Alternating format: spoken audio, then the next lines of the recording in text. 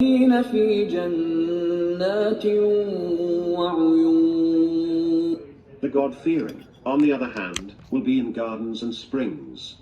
آخذين ما آتاهم ربهم إنهم كانوا قبل ذلك محسنين. Receiving what their Lord will have given to them. Indeed, prior to this, they were good in their deeds. كانوا قليلا من الليل ما يهجعون. They used to sleep little in the night. وبالأسحار هم يستغفرون. And in the hours before dawn they used to pray for forgiveness. وفي أموالهم حق للسائل والمحروم. And in their wealth there was a right for one who asks and for one who is deprived. وفي الأرض آيات للموقنين. In the earth there are signs for those who seek truth to believe. وفي أنفسكم أفلا تبصرون. And in your own selves. So, do you not perceive? وفي السماء رزقكم وما توعدون. And in the heavens there is your sustenance and all that you have been promised. فورب. So, verse number 15, Allah subhanahu wa ta'ala is talking about, in comparison, the people who are sinner and who will be in the hellfire, or those disbeliever will be judged. Allah subhanahu wa ta'ala in verse 15 is mentioning, إِنَّ الْمُتَّقِينَ فِي جَنَّاتٍ وَعُيُونٍ.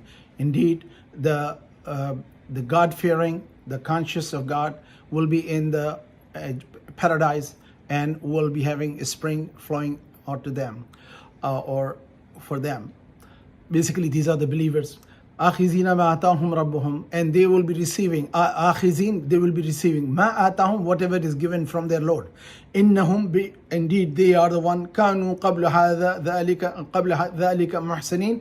They were the one who were doing the good deeds in a beautiful way, or beautification of their deeds and action and acts of worship. كانوا قليلا من الليل ما يهجعون. And they used to have a little sleep in the night. Now here's the mention of the night hour worshipping. People stay up at night and do the tahajjud salah, which is the extraordinary prayer, or doing the zikr of Allah subhanahu wa ta'ala, and they would be having their back in the bed less often. وَبِالْأَسْحَارِ هُمْ يَسْتَغْفِرُونَ. And in the dawn hours they wake up early in the morning and perform the salah of the fajr. And they seek the forgiveness of the God. Even though they have worshipped out of the humbleness, they will ask the forgiveness of the God. وَفِي أَمْوَالِهِمْ حَقٌّ لِلسَّائِلِ وَالْمَحْرُومِ. Among their wealth, what Allah has given them, they keep a share of the rights for the needy and the one who asks for it, and those who are deprived of this. Sa'il means the one who asks, and the mahroom is the one who is deprived, who does not have it, means forbidden one. وَفِي الْأَرْضِ آيَاتٌ لِلْمُقِنِينَ. And now the conversation is changing to verse number 20, that in the earth there are signs for those who believe. So God says, seek me in my creation. If you seek me in myself, you'll be lost because you cannot comprehend God. But you can comprehend the God's greatness and God's existence and God's being the creator on the earth. And whatever you see, the signs of God, that all what we see in the plants and the life form and the existence of the beauty of the season changing and the winds blowing and the clouds, all these things are the signs of God. Allah says they seek it as a sign of God. وَفِي أَنفُسِهِمْ. And they do see their own selves that there's a sign of God. أَفَلَا تُبْصِرُونَ. Do you not perceive it? Now the important thing is, as a healthcare provider, for me, the greatest sign of God is the creation of life. Every single cell has a perfect cell. We have 3 trillion cells in our body, and every single cell is working in a perfect harmony with the next cell, and they all communicate well and without any light, any information, anything inside the body is a darkness, and every single cell is doing its job. Every single nutrient is getting its place. Every single electrolytes or chemicals or the hormones or the product of the body creation and perfectly going on, and nobody controls it. It's so amazing that we have our nervous system, an autonomic nervous system, which manage us, and we manage the musculoskeletal system. The autonomic system, which regulates our eyes, our pupil, our sweats, our saliva, our emotions. And then we have chemicals, which are called hormones, which runs our body, get released from pituitary, hypothalamus to pituitary, to the end organ, which is like thyroid and adrenals and gonads and all those. It's very amazing. And the pancreas and insulin, we could see that how perfect balance is there inside the body. Allah subhanahu wa ta'ala made every single perfect for us, from the first creation and the plantation of a seed into the ground till the coming out of the nutrients and the fruit and the grain and all what comes out for us and the vegetation, and then it is going through the watering and the farming and then cutting and harvesting and sending into the market, from the wholesaler to the retailers to the somebody else buying it for us and bringing and cooking it, preparing for us. And when we sit to eat, even though there are senses for us to, with the eyes we see it is good, with the nose we smell it is good, with the touch we see it's not hot and cold, with the touch on the tongue we feel the sensation of it, whether it's tasty or not, or spicy or salty or bitter or good.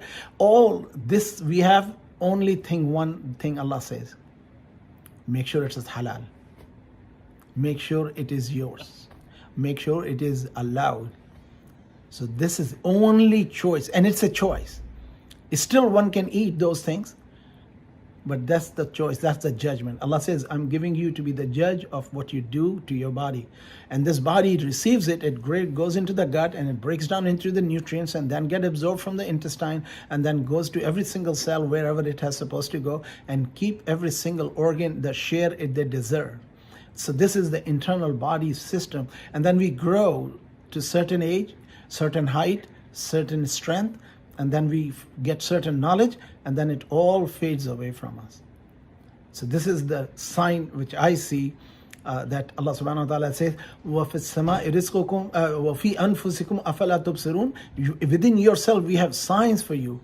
Do you not see? Do you not reflect and ponder? Basar. Basar means seeing. Do you not perceive it with the vision of what you have been given? So next ayah, Allah subhanahu wa ta'ala says, وَفِي السَّمَاءِ رِزْقُكُمْ. And in the heavens there is a risk for you. وَمَا تُوعَدُونَ. And do you not see what has been promised? And this is wa'ada. Tu'adun comes from wa'ada. Wa'ada means promise. So rizqukum mat, whatever been promised to you, your sustenance is coming from heaven. And we could see that, very simple explanation, it's a water cycle. If water does not go evaporate up into condense to become a cloud, and wind breaking or moving them around and bring the rain into the area where the fresh water comes for the drinking, and then it goes underground, and then it comes to the plantation, and the fruits and vegetables and all the livestock and everything which we need is grown from there, and then it runs into certain situation in the earth which create the minerals and metals and all what we have. All these things are happening because of a risk Allah subhanahu wa ta'ala has promised for us, some for less, some for more. And we as a Muslim are being told that in your wealth there is a right for those who seek and those who are deprived. So this is what Islam is all about, that Allah subhanahu wa ta'ala wants us to take care of each other, and that is counted as an act of worship for us. May Allah subhanahu wa ta'ala protect us and keep us in the faith. Let's listen to the next verse.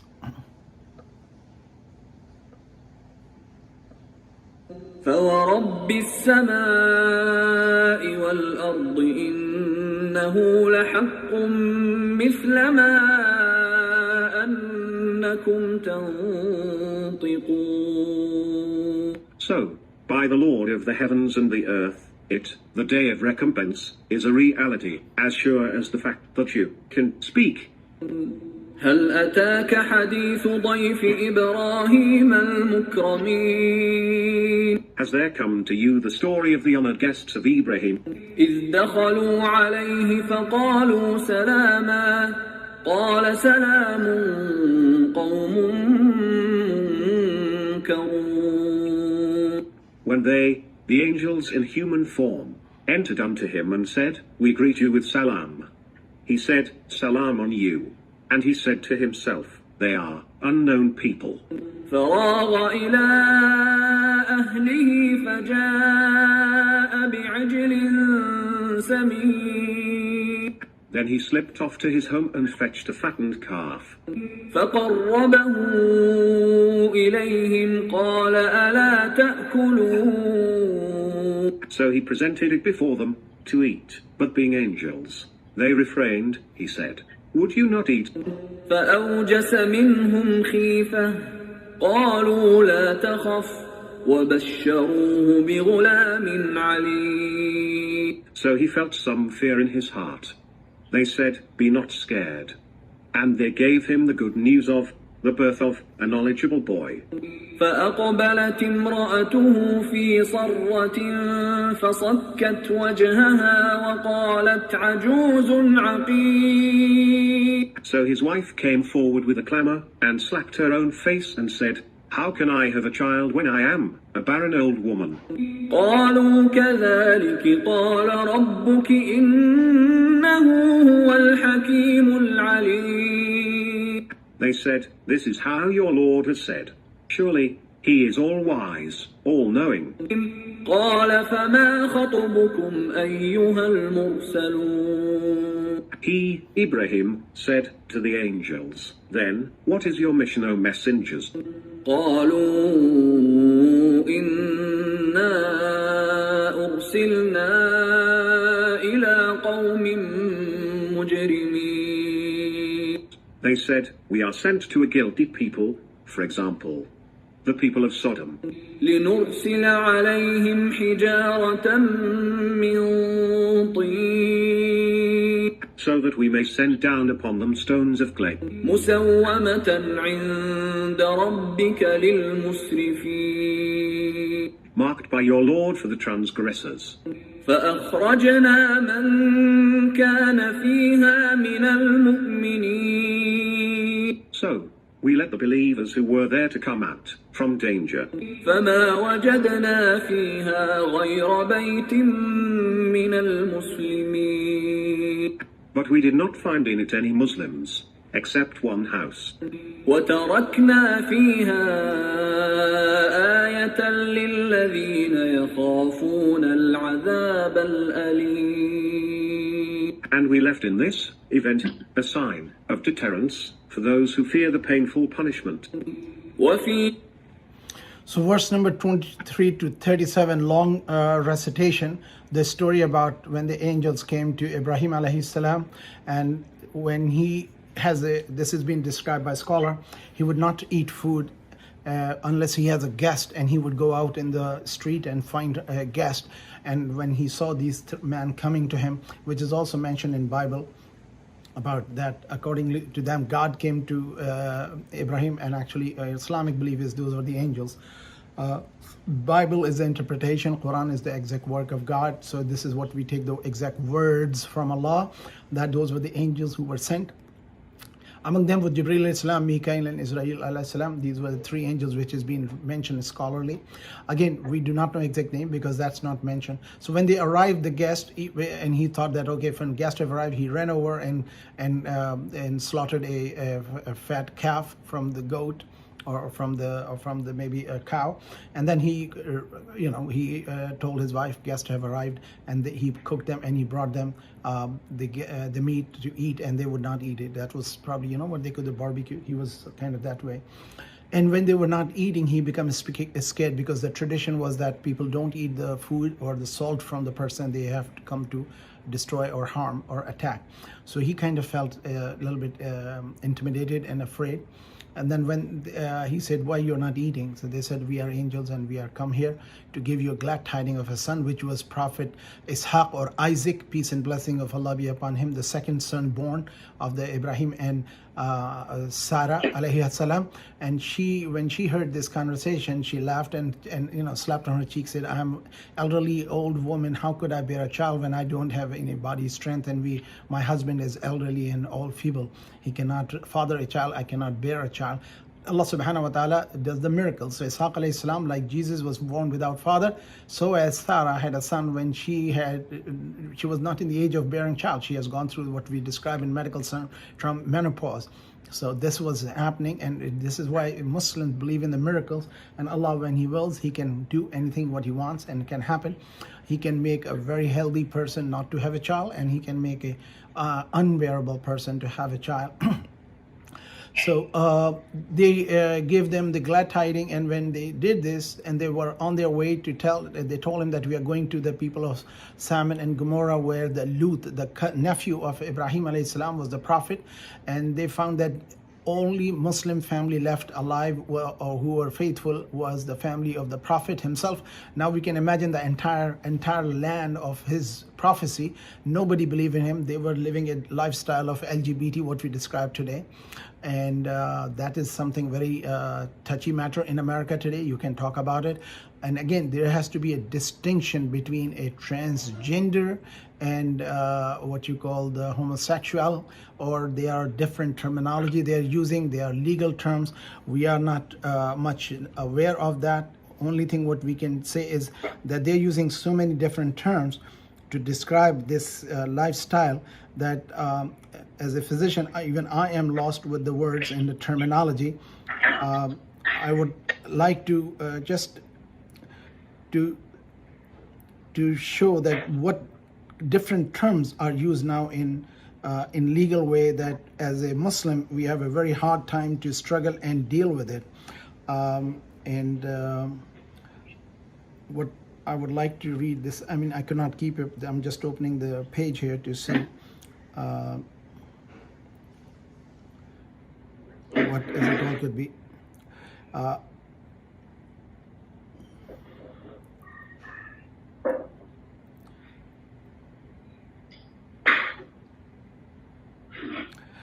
There are cisgender, there are transgender, there are binary, there are straight, there are sexual orientation, sexual expression, gender expression, intersex man, woman, gender conforming and non-conforming, gender norms, gender identity, heterosexual, heteroromantic, etc. So these are those terms which we cannot even comprehend. But Islam has a very straightforward answer.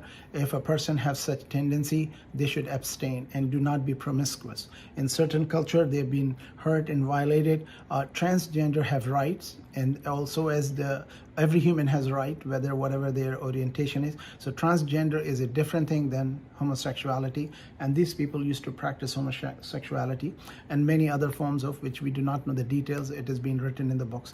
For our point that the Prophet Lut taught them not to do it, and they would not abstain. And Allah subhanahu wa ta'ala says, except his family, among his family, his wife also had some sympathy towards those people of her people, a nation, and Allah subhanahu wa ta'ala destroyed them. And according to description, the angel Gabriel, when he arrived, he lifted them from the ground and raised them up, and then flipped them over and crushed them down, which is today is a location apparently is a Dead Sea where nothing can grow because it had such a salination. Again, geologically, we cannot explain how this happened, but according to what they say, that the land from the above and below the Galilee was closed, and that's where this lake was formed, which is Dead Sea, and the salination was high and water evaporated and become more and more saline in there, or salt content, and that's why it is no life form can exist there. But again, Allah knows best. So this is where the news was for Ibrahim alayhi salam, that his wife will bear child, which will be Ishaq alayhi salam. And then Allah subhanahu wa ta'ala made them to have the second prophet. Ishaq has Yaqub has Yusuf. So there were 4 prophets and 5 prophets actually. Ibrahim, Ishaq, Yaqub, and Yusuf. 4 were in the line, they happened. And so as their uncle Ishmael was also a prophet of Allah. Allah blessed this family with that, and these people were destroyed. Now Allah subhanahu wa ta'ala says that وَتَرَكْنَا فِيهَا آيَةً لِلَّذِينَ يُخَافُونَ الْعَذَابَ الْعَلِيمَ, and we left them as a sign for deterrence for those who fear the painful punishment. So these people were given punishment in the worldly life, and in the hereafter they will be punished. So it's a very complex issue today's world. If you speak something, so my question is, everybody has right? But Muslims are not allowed to have any rights. and inshallah Allah will make it better for the mankind, and whole world will come to the message of Islam, and we should give the message to the mankind. Islam is the way, and Islam is the salvation for the entire humanity. May Allah subhanahu wa ta'ala guide the mankind. With this we will begin to the next verse.